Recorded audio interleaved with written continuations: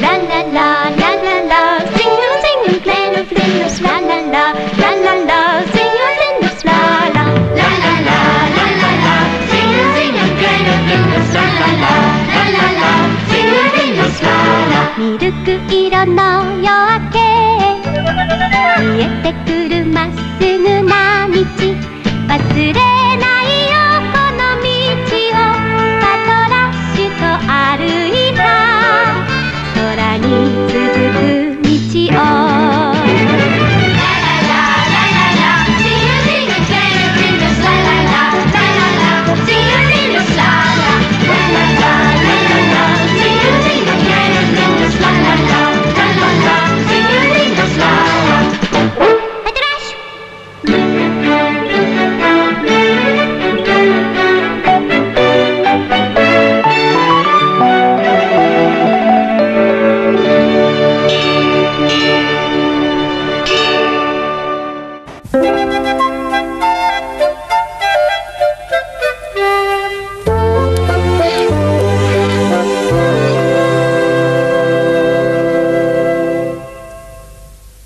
Aalis na po kami, Lolo Jayan. Sige, mag-iingat kayo.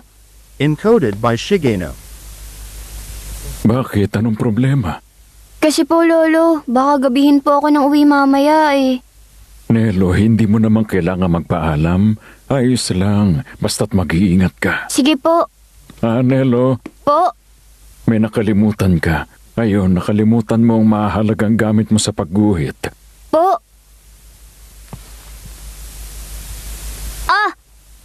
Oo nga pala. At saka wag mong kalimutan magdala ng pananghalian mo. Po. Sige po. Magdadala po ako ng tinapay. Sige po, Lolo. Aalis na po ako.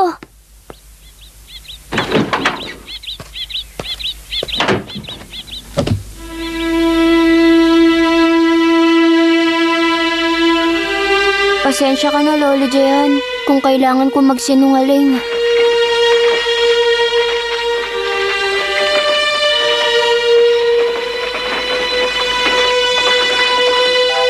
Pasensya ka na talaga, Patrash. Isa na lagyan lang ng gatas ang ihahatid natin. Kung malalaman ni Lolo ang katotohanan, baka lalong lumala ang karamdaman niya. At kahit medyo mabigat ang kalooban ko, tingin ko yun ang mas tamang gawin.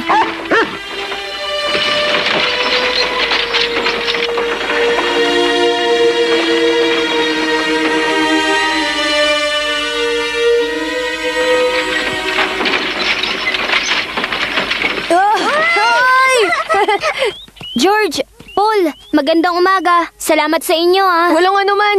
Ngayon ang unang araw mo sa pagtatrabaho. Galingan mo, ah! Galingan mo, ah. Salamat, ah.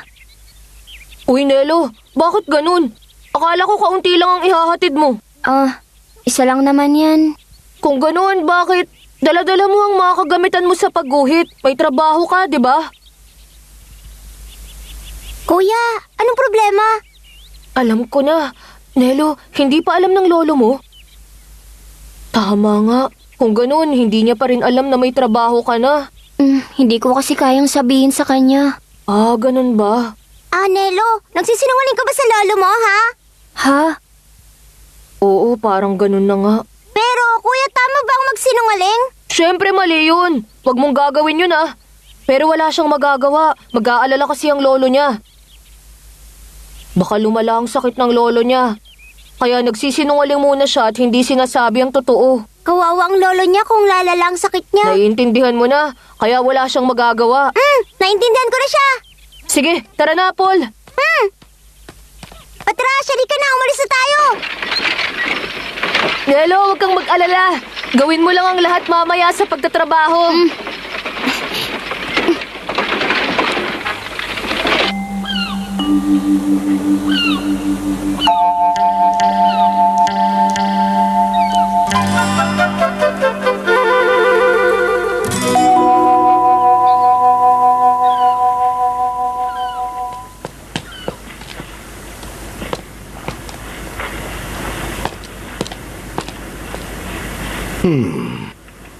Anong problema? Siya ba ang batang tinutukoy ng papa mo? Siya nga po. Parang ang liit-liit pa niyang bata. Hindi po siya maliit. Halos magkasing tangkad kami. Hmm. Diba? Pantay kami. Oo na, sige na. Ayos na siya sa akin. Salamat po. Tanggap ka na, Nelo. Tanggap ka na, Nelo! Maraming salamat. Ano po ang trabaho niya? Kailangan niyang dali ng mga yon dun sa tindahan. Ha? Kung sa tingin mo na hindi niya kaya, tumigil ka na. Ha? Lahat ng mga kahon na yun. Mas magandang sabihin mo na hindi mo kaya para hindi ka na mahirapan. Baka mapanot masaktan ka pa. Ayos lang po. Gagawin ko po ang lahat. Sige, hindi ko alam kung kakayanin mo pero bahala ka. Mag-iingat ka. Ingatan mo rin ang mga kahon.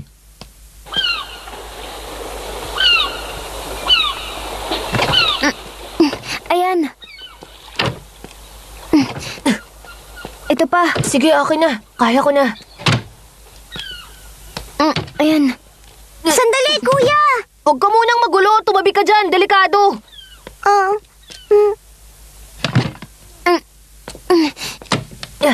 Tingin mo, tama na to, ha?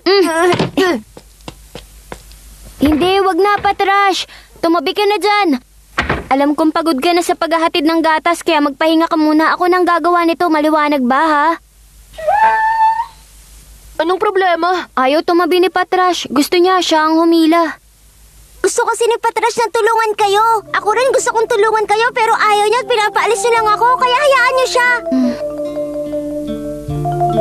Sige, payag na ako. Pero isang beses lang, ha?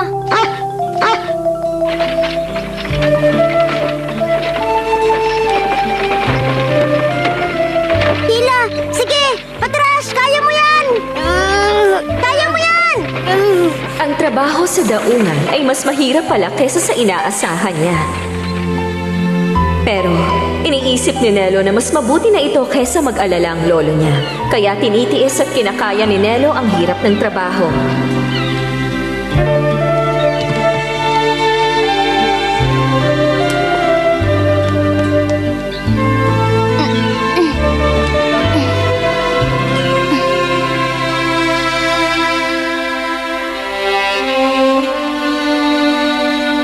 Si Lolo Jehan na walang kaalam-alam sa nangyayari ay inaakalang galing si Nelo sa Antwerp dahil sa kanyang pagguhit.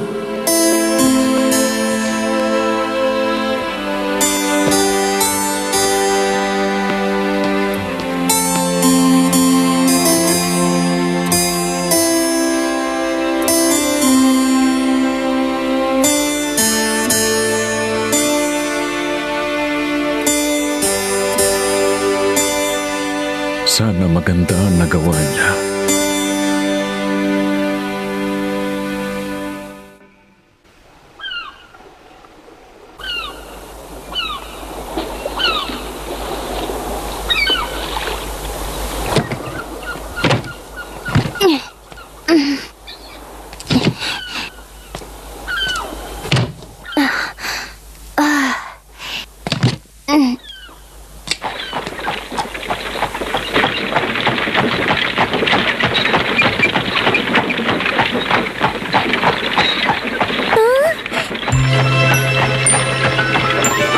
Sandali lang, Ginoong Hans!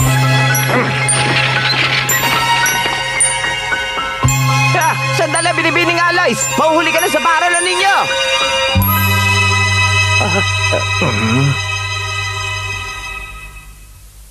Umalis ng maaga sina George at Paul para tulungan si Nelo sa bago niyang trabaho. Nandun sila ngayon sa daungan ng mga barko. Bagong trabaho ni Nelo? Oo, simula nang mabawasan ng mga gatas na hinahatid ni Nelo, nakiusap sina George at Paul sa papa nila na hanapan siya ng trabaho. Ganun po ba? Mabuti naman. Marami pong salamat.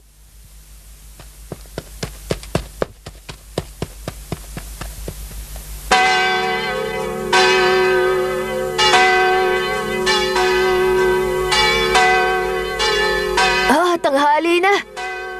Ay, gutom na ako. Ako rin. Oy, Paul, ako na dyan. Hindi, kaya ko, Nelo. Hindi ko kayang mabibigat na kahon, pero kaya kong gumawa ng iba.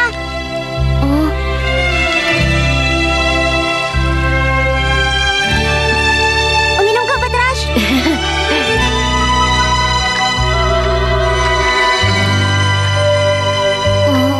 Maraming salamat sa inyo, George at Paul.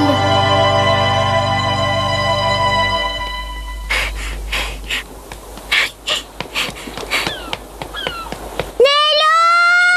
Alois!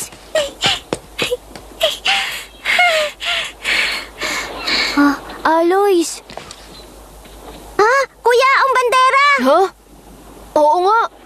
Pasensya na, Alois. Nakalimutan ko palang ilagay ang bandera. Hindi yun. Ayos lang yun dahil alam ko nang tinutulungan niyo si Nelo sa bago niyang trabaho. Pasensya ka na kung hindi ko agad sinabi sa'yo. Alois, hindi rin alam ng lolo niya ang tungkol dito, ah. Ha? Hindi alam ng lolo ni Nelo? Oo, nag-aalala ako na baka lumala lalo ang karamdaman niya. Ganun ba? Palubha ba ang kalagayan ni Lolo Jehan? Hindi, ayos lang si Lolo. Nag-aalala lang ako sa pwedeng mangyari pag nalaman niya. Kung ganun, nag-iisa si Lolo Jehan sa bahay niyo ngayon dahil nagtatrabaho ka rito? Oo. Huwag ka mag-alala.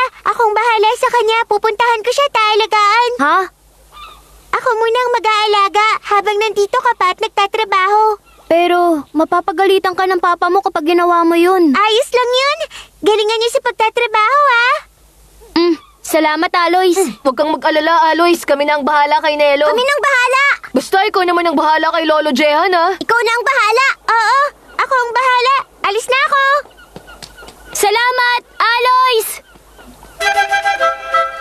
Halika, bumalik na tayo sa pagtatrabaho. Oo.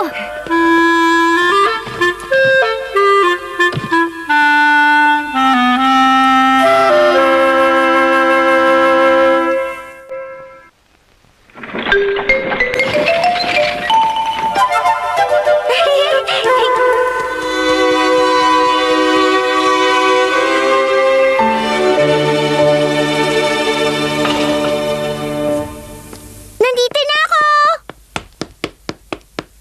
Ah, nakauwi na pala siya.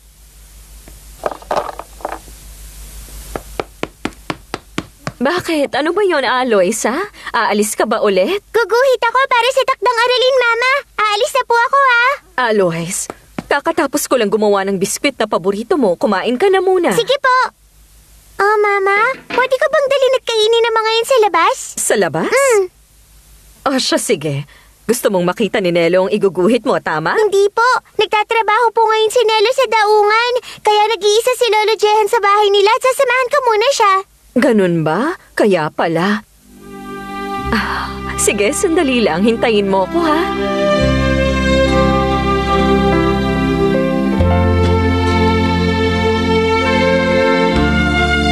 Dalhin mo to sa kanya. Marami pong salamat, Mama. Ayan, basta wag mong kakalimutang umuwi bago dumating ang papa mo. Apo!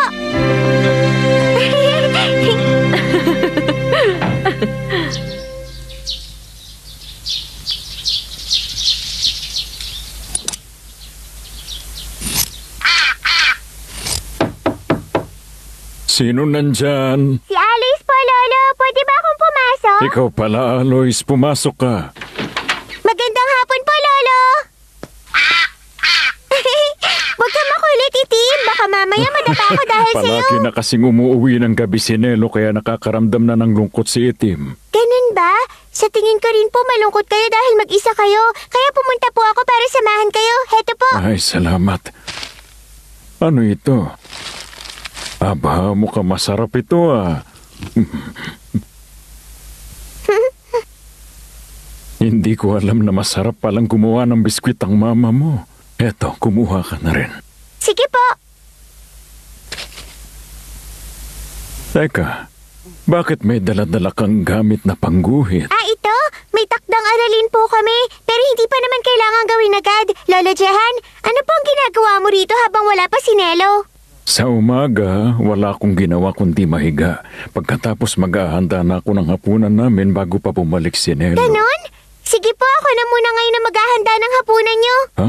Ikaw ang maghahanda? Opo, ako na muna ngayon ang bahala. Kailangan ko po muna kumuha ng tubig sa labas. Maaga pa, kapag nagluto ka na ng hapunan, lalamig na agad yun. Ganun ba? Mas magandang unahin mo ang takdang aralin mo. Ito na po muna. Sige po, kayo ang bala kong iguhit.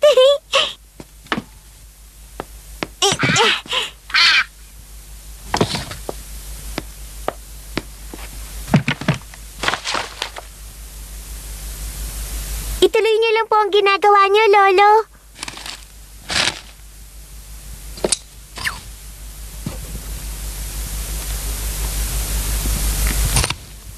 Teka lang, bakit niyo po gugupitin yan? Hindi niyo na po ba gagamitin yan? Hindi na. Hindi ko na ito mapapakinabangan. Sige, ibibili ko na lang kayo ng bago.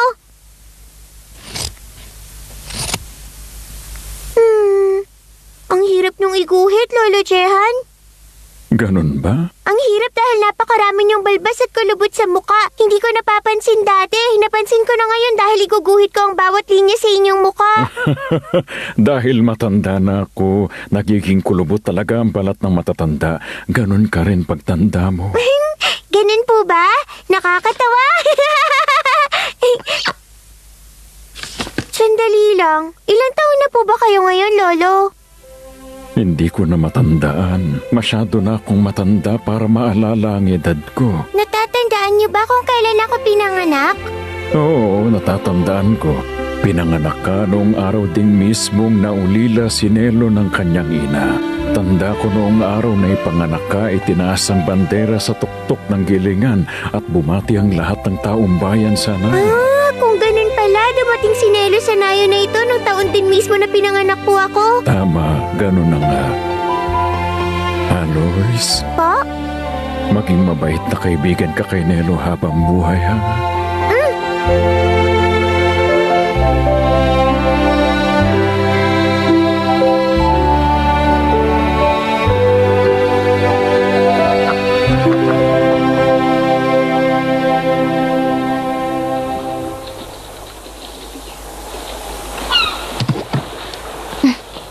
Konti na lang.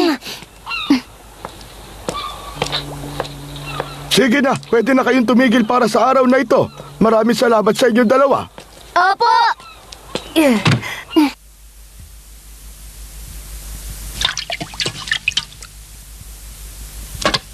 Lolo Jehan, kahit na hindi ako magaling gumuhit, kaya ko namang magluto ng masarap na sabaw. Ganun ba? Kung sabagay babae ka kaya dapat lang. Kukuha na po ako ng tubig sa labas.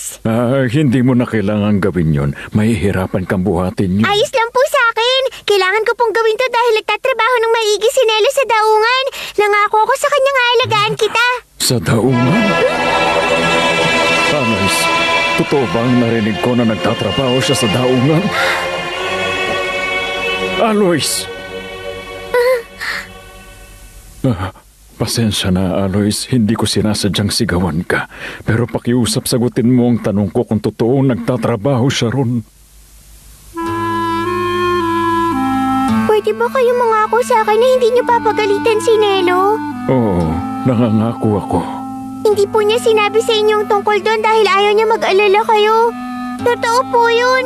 Ganun ba? Anong trabaho? Nagbubuhat po siya ng mga kahon galing sa daungan papuntang Antwerp. Mga kahon galing barko? Opo, Lolo. Kasama niya sila George at Paul. Naghahatid na lang siya dapat ng gatas sa Antwerp. Nabawasan po kasi ang mga nagpapahatid ng mga gatas sa kanya kaya naghanap siya ng trabaho dun sa daungan. Nabawasan na nagpapahatid ng gatas? Sige noong seryo na bago niyong kapitbahay, binibili niya ang mga gulay na taga rito sa murang halaga at ang kapalit siya nang maghahatid sa mga gatas nila na walang kahit anong bayad dahil magtitinda rin siya. Sige noong Hestas lang pong hindi pumapayag na siya ang maghatid ng gatas nila. Kaya naman, naghanap na lang ng trabaho si Nelo sa daungan. Nakiusap ako sa papa ko na tulungan siya. Nakausapin ng taong bayan na si Nelo pa rin na maghatid ng mga gatas para sa kanila. Pero si papa, sabi niya wala siyang magagawa dahil ang taong bayan ang nagpapa siya. Patawarin niyo ako, Lolo Jehan.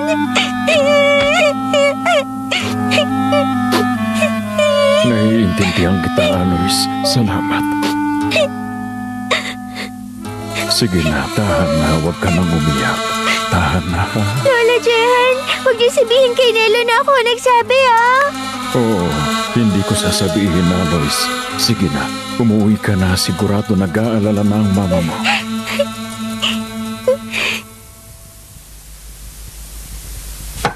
Nasaan na si Alois, ha? Kasi guguhit daw siya sa labas para sa kanyang takdang aralin. Pauwi na siguro siya. Ganun ba?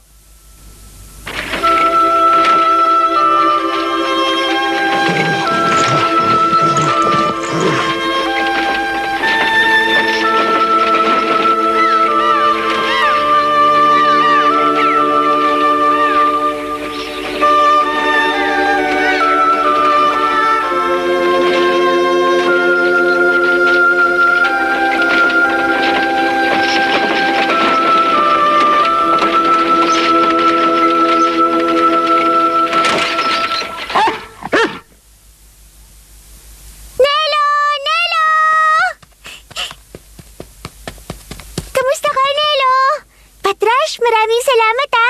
Mahirap ba ang trabaho mo, ha? Pero nandun sina George at Paul para tulungan ako kaya hindi ako ganun nahirapan. Kumusta ka, Nelo? Mabuti po, sandali lang. Magaling na po ba kayo, Lolo Jehan? Oo, naging masaya ang araw na ito para sa akin dahil dumating si Alois. Alois, salamat sa'yo ah.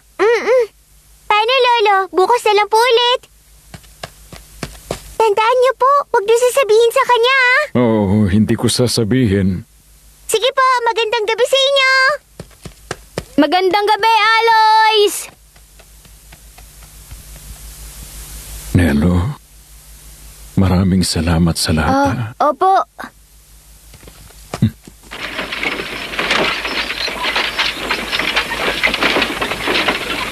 Lolo, ano po yung sinabi ni Alois na huwag sasabihin?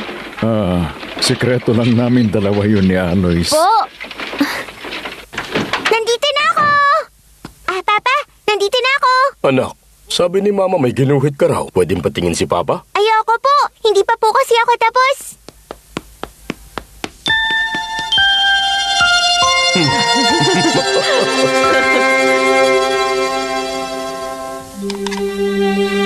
Kumusta? Anong lasa ng sabaw? Masarap po. Talaga? Si Alois ang nagluto ng sabaw na yan? Talaga po si Alois ba? Aba. Masarap po.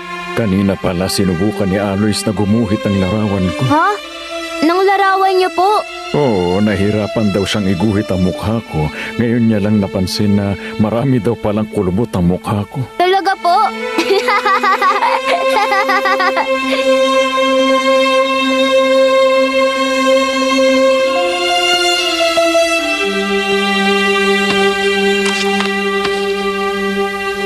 Aba?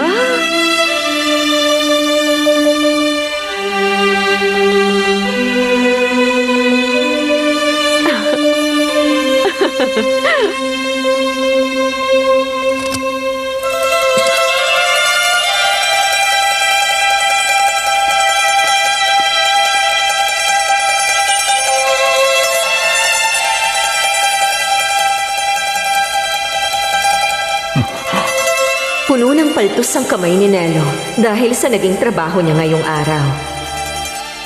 Si Lolo Jehan ay naaawa sa kabaitan at ginawang pagsisikap ni Nelo at hindi ito sinabi sa kanya dahil ayaw niya siyang mag-alala.